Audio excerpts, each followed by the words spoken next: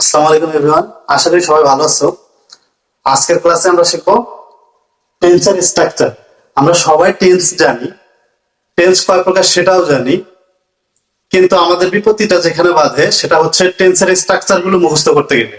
টেন্সের স্ট্রাকচার এবং রুলস গুলো মুখস্থ করতে গেলে আমরা গরমিল করে ফেলি, একটার সাথে আরেকটা মিলাই ফেলি, কখনোই আমরা পুরোপুরি ভাবে মুখস্থ করতে পারি না। আর যারা মুখস্থ করে ফেলছো তাদের জন্য এই ক্লাসটা না, কিন্তু যারা মুখস্থ করতে পারো না তাদের জন্য আজকের ক্লাসটা স্পেশাল। আজকের ক্লাসটায় এমন সহজভাবে আমরা শিখবো যার কখনো টেন্সের স্ট্রাকচার আমরা ভুলবো না। আমরা জানি টেন্স তিন প্রকার: present tense, past tense, future tense. প্রত্যেকটা টেন্সে কমন একটা গঠন হচ্ছে কি subject plus verb plus object. এখানে কোনো সেন্স নেই। Subject plus verb plus object, এটার কিন্তু কোনো চেঞ্জ নাই। প্রত্যেকটা গঠনের মধ্যে সাবজেক্ট আছে, ভার্ব আছে, অবজেক্ট বা এক্সটেনশন আছে, এটা কিন্তু বাদ দেওয়ার কোনো অপশন নাই। তো মূল ক্লাসে, এই ক্লাসের পুরোপুরি ঢোকার আগে একটা প্রশ্ন করি তোমাদের কাছে। সেটা হচ্ছে, তোমরা কি জানো যে ইংরেজিতে অ্যালফাবেট কয়টা আর ইংরেজিতে লেটার কয়টা? যারা জানো তারা ঝটপট কমেন্ট করে ফেলো, আর যারা জানো না তারা ক্লাসটা করতে থাকো। এই ক্লাসের মধ্যে তোমাদেরকে বলে দেওয়া হবে অ্যালফাবেট কয়টা এবং লেটার কয়টা। Let's go. তো আমরা যেহেতু জানি প্রতিটা টেন্সকে চার ভাগে ভাগ করা হয়েছে, তো আমরা প্রথমটা দেখে নেব। প্রথমটা present indefinite tense. Past indefinite tense, subject plus, যেহেতু এটা পাস্ট সেহেতু ভার্বের past participle plus object. Subject অবজেক্টে কোনো চেঞ্জ নাই। এটা যেহেতু ফিউচার, সাবজেক্ট প্লাস শেয়াল অথবা উইল বা plus object. Subject verb object, এই তিনটার কোনো চেঞ্জ নাই, প্রত্যেকটা জায়গায় এই তিনটা থাকবে। এবারে আমরা চোখ বন্ধ করে তিনটা শব্দ মুখস্থ করে ফেলবো। সেটা হচ্ছে am is are, ওয়াজয়ার, shall be, will be. Am is are, ওয়াজয়ার, shall be, will be. তুমি জাস্ট মনোযোগ সহকারে এই শব্দগুলো কয়েকবার পড়ো। মুখস্থ করার দরকার নেই, মুখস্থ করার দায়িত্ব তোমার ব্রেনকে। মুখস্থ হয়ে গেলে এবারে জাস্ট খালি শব্দগুলো লিখে ফেলবো। এগুলো প্রত্যেকটাই একই। am, is, amizar,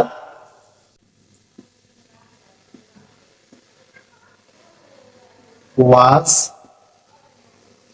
where,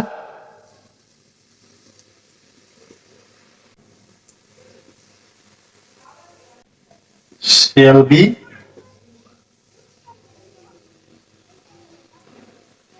will be।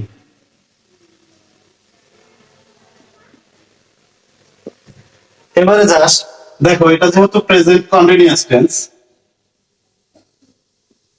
এটা যেহেতু কন্টিনিউয়াস টেন্সের গঠন,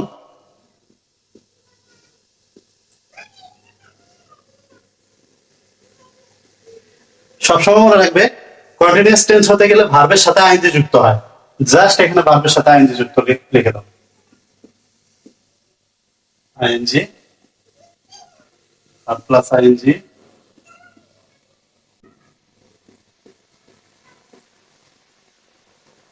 এবার ওই যে অবজেক্ট বা এক্সটেনশন থাকে বসায় দাও, object, object plus object. Continuous টেন্সের পরে থাকে কি পারফেক্ট টেন্স।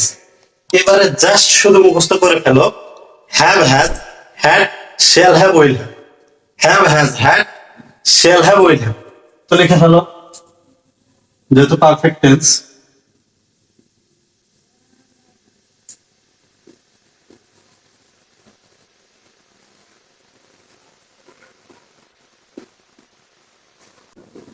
সাবজেক্ট সাবজেক্টের মধ্যে থাকবে হ্যাভ বা হ্যাজ, লিখলাম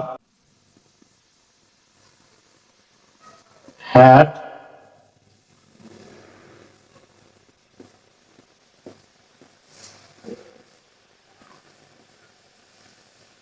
shall have,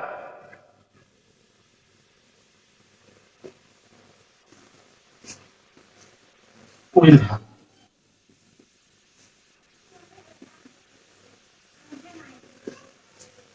এবারে প্রত্যেকটার সাথে ভার্বের পাস্ট পার্টিসিপল যোগ করে দাও।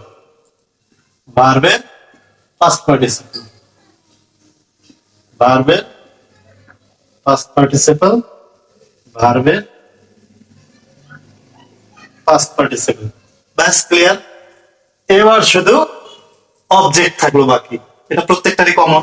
ব্যাস লিখে দাও object plus object plus object plus object.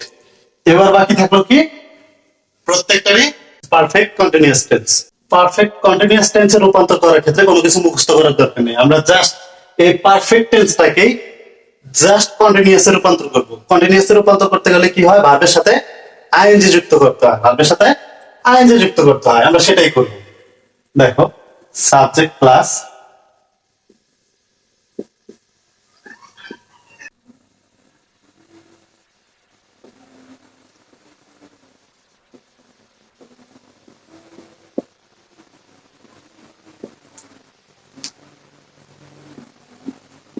have been বা has been।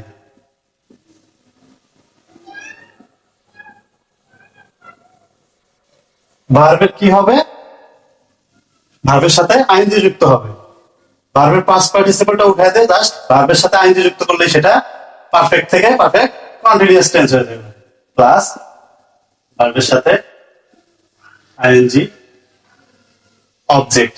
ঠিক তেমনি এই জায়গায়ও সাবজেক্ট সাবজেক্টের মধ্যে থাকবে, হেডের সাথে বিন যুক্ত,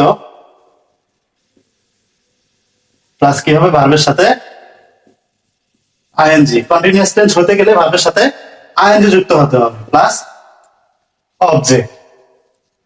ঠিক এইরূপ একই রূপ এই জায়গায়ও subject plus shall have been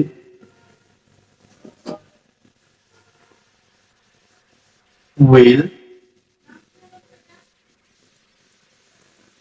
have been। ভার্বের সাথে আইএনজি যুক্ত করে এটাকে কন্টিনিউয়াস রূপান্তর করতে হবে, ভার্বের সাথে আইএনজি প্লাস প্রত্যেকটারই অবজেক্ট। ব্যাস মুখস্থ করা খুবই সহজ, মুখস্থ করা খুবই সহজ। এই টেকনিকে মুখস্থ করলে আর কোনোদিনও ভুলবেন না। আর ক্লাসের শুরুতে একটা প্রশ্ন করছিলাম, ইংরেজিতে অ্যালফাবেট কতগুলো আর লেটার কতগুলো।